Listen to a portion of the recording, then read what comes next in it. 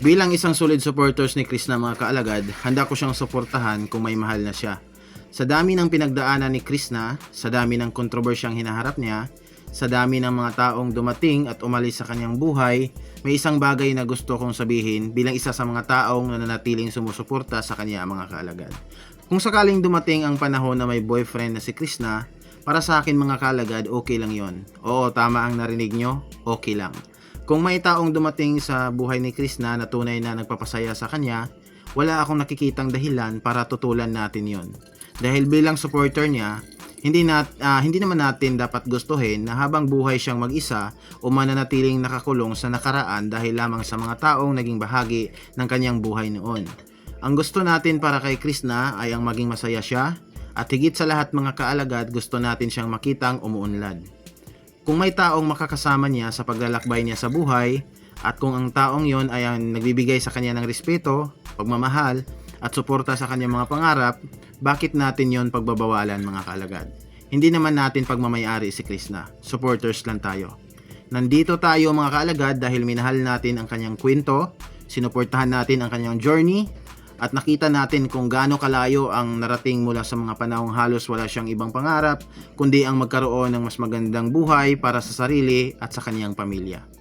Kaya kung darating ang panahon mga kaalagad na makikita natin siyang masaya kasama ang isang taong mahal niya, dapat marahil ay matuto rin tayong ngumiti para sa kanya. Hindi naman kailangan maging boyfriend niya ang gusto natin mga kaalagad. Hindi rin kailangan na may love team siyang kailangang panindigan para lamang manatili tayong supporters. Ang tunay na suporta mga kaalagad para sa akin ay yung kaya mong tanggapin ang kaligayahan ng taong sinusuportahan mo kahit hindi na ito tugma sa sarili mong gusto. At dito siguro nagkakaiba ang isang tunay na supporter at isang taong may sariling ekspektasyon sa isang content creator. Kapag supporter ka, gusto mong maging masaya ang iniidolo mo. Kapag may pangarap siya, gusto mong matupad yun.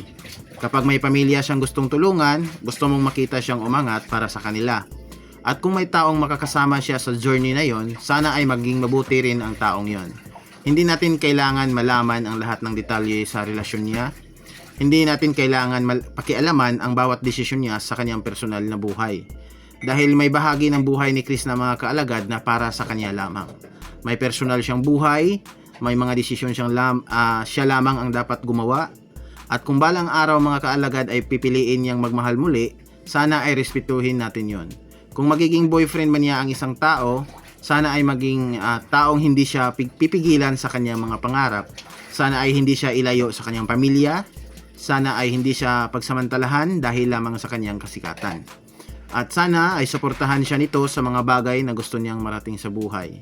Dahil kung tutuusin, napakasimple lang naman ang gusto natin para kay Krishna. Gusto nating umunlad siya.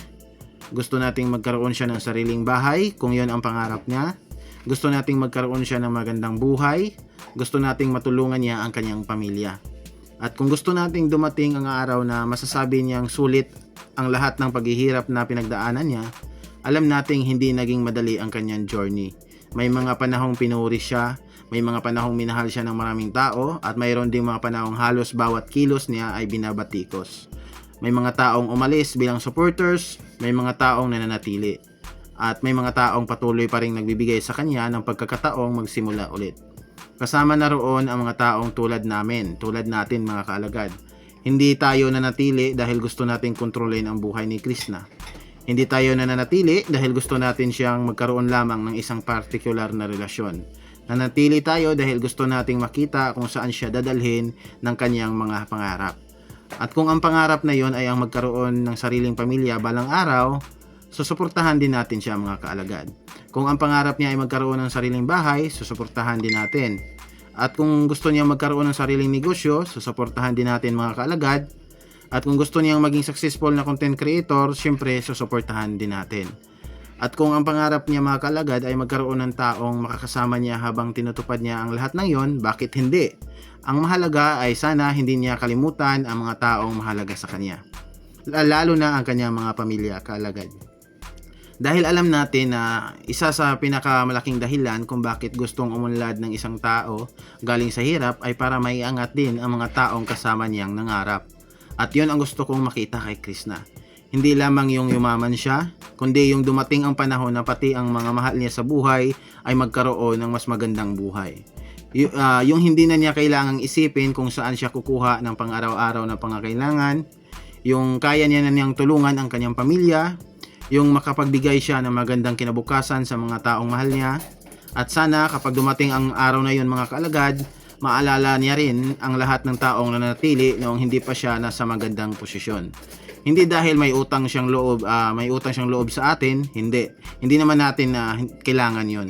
Ang gusto lang natin bilang supporters ay makita siyang umunlad, at kung dumating ang panahon na yumaman siya at magiging successful, sapat nang makita naming natupad ang pangarap ni Krishna. Kung may boyfriend man siya ngayon o sa hinaharap mga kaalagad, hindi iyon magiging dahilan para talikuran natin siya. Dahil ang pagmamahal ng supporter mga kaalagad ay hindi dapat nakabase sa kung sino ang kasama ng isang tao. Hindi rin dapat nakabase sa kung ano ang gusto nating mangyari sa personal niyang buhay. Ang suporta ay dapat nakabase sa kagustuhan nating makita siyang maging mabuting tao at magkaroon ng magandang kinabukasan.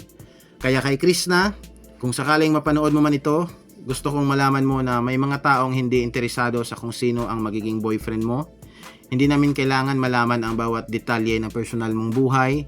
Ang gusto lang namin ay maging masaya ka. Pero sana, habang hinahanap mo ang sarili mong kaligayahan, huwag mong kalimutan ang mga pangarap mo. Huwag mong kalimutan ang pamilya mo.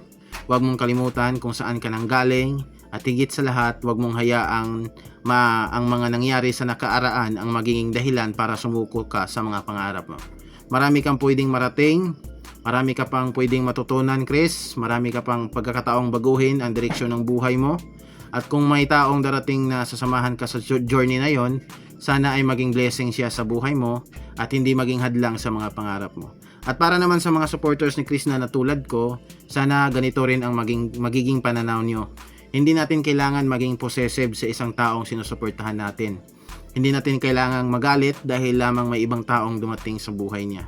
Kung tunay nating gusto siyang maging masaya, matutunan nating tanggapin ang mga bagay na hindi naman natin kontrolado. At kung may boyfriend man si Krishna, ang tanging hiling natin ay sana ay mahalin siya ng tama. Sana ay respetuhin siya, sana ay suportahan ang mga pangarap niya, at sana ay maging katuwang niya sa pag-abot ng mga pangarap para sa kanyang pamilya. Dahil sa huli, hindi naman natin kailangan magkaroon ng bahagi sa kanyang personal na buhay. Ang gusto lang natin ay makita siyang masaya at successful.